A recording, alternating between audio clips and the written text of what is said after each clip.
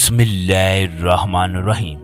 दोस्तों, जन्नतुल बकी एक ऐसा कब्रिस्तान है जहां आए रोज मोजज़ात होते रहते हैं। हज की आमद पर एक ऐसा मोजज़ा हुआ जिसने देखने वालों की आंखों से आंसू जारी कर दिए। ख़वातीनो हजरात, हज हर उस मुसलमान पर फर्ज है जिसको अल्लाह तबारक व तआला ने माल दिया हो। नबी अकरम सल्लल्लाहु अलैहि वसल्लम ने फरमाया, इस्लाम के बुनियादी अरकान 5 हैं। ये अरकान किसी भी मुसलमान के लिए इंतहाई अहम है। इस्लाम का पहला रुकन ला इलाहा इल्लल्लाह मुहम्मद रसूलुल्लाह है। दूसरा नमाज कायम करना, ज़कात देना, रमज़ान के रोज़े रखना और हज करना है।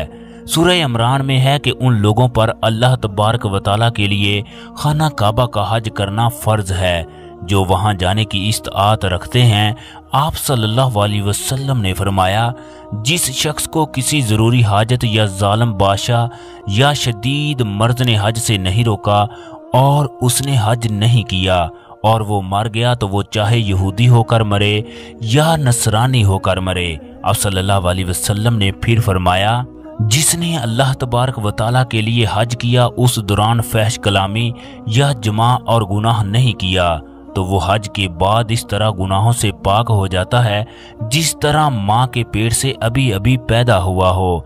दोस्तों, हज की इब्तिदा 8 जुल्हज से होती है। दुनिया भर से 31 लाख लोग इस फरीजे की अदायगी के लिए खाना काबा पहुंचते हैं। हज के फरीजे की अदायगी के दौरान एक शख्स ने जैसे ही मस्जिद नबवी में दाखिल होने की कोशिश की, वहीं उसकी रूह जिस्म से परवाज कर गई। जब इस आदमी को दफनाने के लिए दुनिया की मुकद्दस जगह जन्नतुल बकी में दफनाने के लिए ले जाने लगे तो ऐसा मोजज़ा रूनुमा हुआ कि लोगों के रोंगटे खड़े हो गए। वो अपने होशो हवास खो बैठे। वीडियो में आगे बढ़ने से पहले अगर आप लोगों ने अभी तक हमारा चैनल मोजज़ा वाइज सब्सक्राइब नहीं किया तो कर लें, वीडियो को लाइक करें और दोस्तों के साथ शेयर लाजमी करें ताकि ये तमाम मालूमात ज़्यादा से ज़्यादा लोगों तक पहुंच सके। ये वाक़या पाकिस्तान से गए हुए एक आदमी अब्दुल शकूर का है। उस आदमी ने मदीने में जाकर खूब तरक्की की। जिस महल्ले में ये रहायश पजीर था वहाँ का बच्चा बच्चा उसे जानने लगा, लोग इसकी इज्जत करते। अब्दुल शकूर की ये खुशकिस्मती थी कि चंद रोज में उसका कारोबार चमक उठा। वो 15 साल से मदीना में रहायश पजीर था, मगर इस दफा उसने हज करने का फैसला कर लिया। इस साल वो काफी बेचैन सा था। वो हर वक्त इस बारे में सोचता रहता। वो दौलत की खातिर अल्लाह तबारक व तआला से दूर हो गया। उसने मुकद्दस जगह पर भी रहकर नमाज अदा ना की। चनाचे वो हज के लिए मक्का मुकरमा पहुंच गया। वो जैसे जैसे हज के अरकान मुकम्मल कर रहा था उसके अंदर अस्तराबी कफियत पैदा होने लगी। बेचैनी का ये आलम था कि उसका जी चाह रहा था कि वो सब कुछ छोड़कर भाग जाए। उसे अंदर से कोई चीज खाए जा रही थी। उसके कानों में मुसलसल किसी औरत की रोने की आवाजें आ रही थी जो उससे कह रही थी, तुम अपने किसी अजीज को रुलाकर हज करने के लिए चले गए, तुम्हारी वजह से मेरी पूरी जिंदगी परेशानियों में गुजरी। ये सुनते ही अब्दुल शकूर का जिस्म पसीने से शराबूर हो जाता। उसकी ये हालत थी कि उसका रोने को दिल करता मगर आंखों से आंसू जारी होने का नाम ना लेते। उस औरत ने उसके दिमाग को कुछ इस तरह से सुन किया कि उसे ये भी पता ना था कि उसने हज के कितने अरकान अदा किए। हज मुकम्मल करने के बाद अब्दुल शकूर मदीना पहुंचा तो उसकी बेचैनी में मजीद इजाफा हो गया। कभी उसके कानों में औरत के रोने की आवाजें आती तो कभी वो ये सोचकर परेशान हो जाता कि वो किस कदर बदकिस्मत है। वो 15 सालों में एक दफा भी मस्जिद नबवी में नमाज अदा करने के लिए नहीं आया। सुनने वालों को ये बात अजीब सी लगेगी मगर ये बात हकीकत पर मबनी है। वो आदमी दौलत की वजह से एक बार भी मस्जिद नबवी के अंदर ना गया। दोस्तों, ये आदमी एक ऐसा गुनाह करके पाकिस्तान से रोजी कमाने की खातिर सऊदी अरब पहुंचा जिसकी वजह से ये हर वक्त परेशान रहता। अब्दुल शकूर के तमाम दोस्त इन बातों से आगाह थे क्योंकि इन्होंने भी कभी उसे मस्जिद नबवी के अंदर नमाज अदा करते ना देखा। अब्दुल शकूर जब भी मस्जिद नबवी में जाने की ख्वाहिश करता तो उसे कोई ना कोई ज़रूरी काम याद आ जाता। यूं उसे मस्जिद नबवी में जाने की तौफीक ना होती मगर इस दफ़ा जब वो हज की अदायगी के बाद मदीना आया तो उसके दिल से आवाज़ आई کہ وہ مسجد नबवी के अंदर जाकर उसका दीदार करे, वहां जाकर नमाज पढ़े और अल्लाह तबारक व तआला के हजूर अपने गुनाहों की माफिया मांगे। जब वो मस्जिद नबवी के अंदर जा रहा था कि उसकी आंखों से बेइख्तियार आंसू जारी थे। दोस्तों, अब्दुल शकूर ने पाकिस्तान में ऐसा गुनाह किया था कि उसके कानों में औरत की आवाजें आ रही थी। उससे मस्जिद नबवी में नमाज अदा करने की तौफीक भी छीन ली गई।